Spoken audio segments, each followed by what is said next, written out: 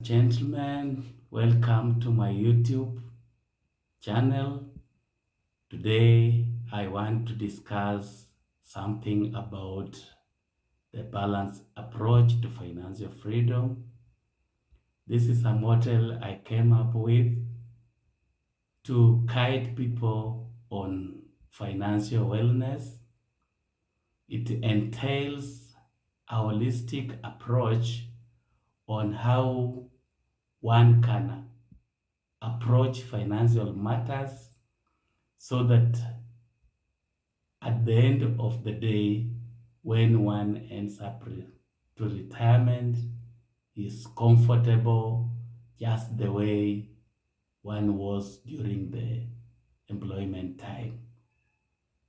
Uh, this model has been put into a number of phases, and I would like to tackle it the way it has been put, because basically it looks at how one can use a budget as a tool to assist track the finances that one gets.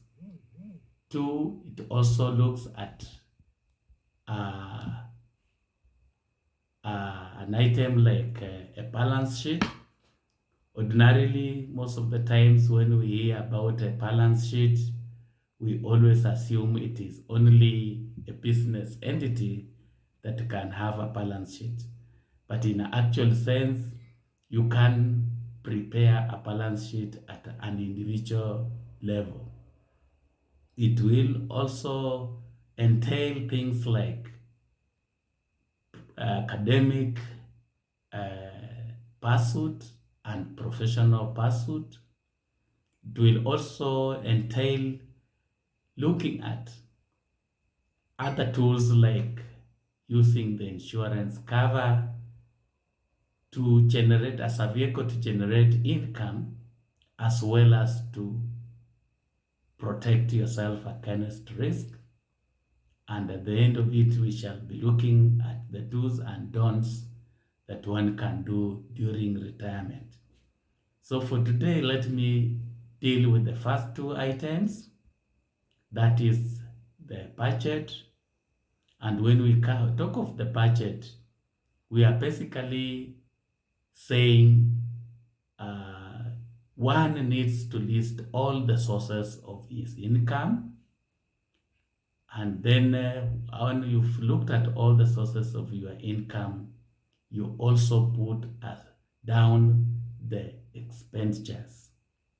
So how are you going to expend this particular income? And there are a number of things that one needs to consider. For example, out of that income, before you start spending, you need to set aside,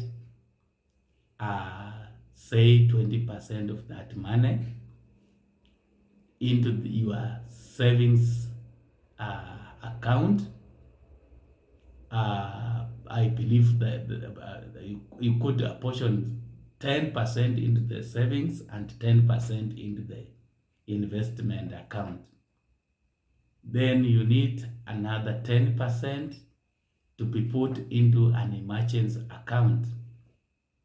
It is actually advisable that you build your emergency account so that at one given time it has up to 6 months expenditure.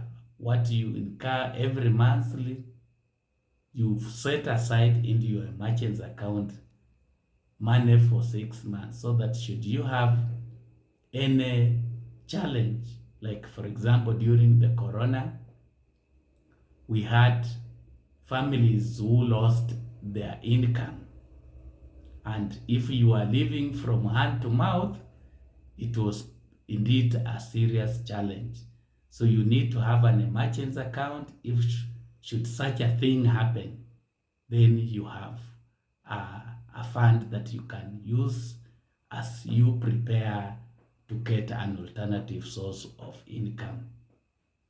Then the expenditures, as you put them down, you will now be able to trace how your money is being used, because we have cases where people get their monthly salary, they spend everything, and at the end of it, they do not know how that money has ended. That is why we say you need to have listed. If it is, for example, electricity, you get to indicate how much you are spending.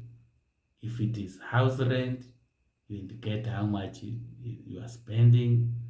If it is food, you need to indicate how much you are spending. If it's transport to place of work, you also need to indicate. So this is a sure way to make sure that everything that you are spending on can be traced. So at the end of the day, you will be able to know that the whatever income you are making, part of it has been taken care of in the various accounts which you ring fence. Like money for savings, we know once that kitty has reached a certain amount, it will now be easy for you to undertake development. For example, if you wanted to buy a vehicle, it is out of that kitty that you can be able to now to buy the vehicle. If you are planning to build a house, you can now utilize that kind of money to do that. Having talked about the aspect of budget, I want briefly to talk about the balance sheet. As individuals, we need to have a balance sheet, and a balance sheet simply looks at the assets one has had at a given point in time and the liabilities and the net worth of that particular person. For example, at the end of every year, on 31st of every December, you can put down all the assets. When we talk of the assets, these are things like the property you have, if you have a plot, if you have a house, you can put the value of that particular property. If you have a vehicle that is an asset, you put the value on it. If you have other things like shares, you can put value. If you have bonds, those are actually assets. If you have money in an account at the bank, that is an asset. Then on the liability side, you are looking at things that you owe. For example, if you have a bank loan, that is a liability. If you are owing somebody, you've borrowed some money from a friend, that is also a liability. So you list all that.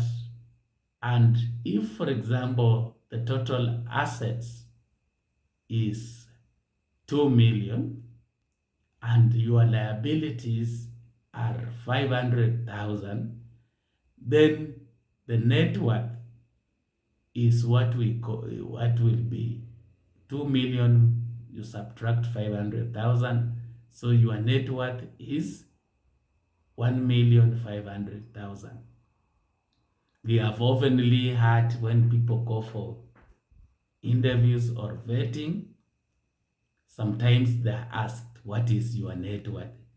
So normally that is how it is calculated.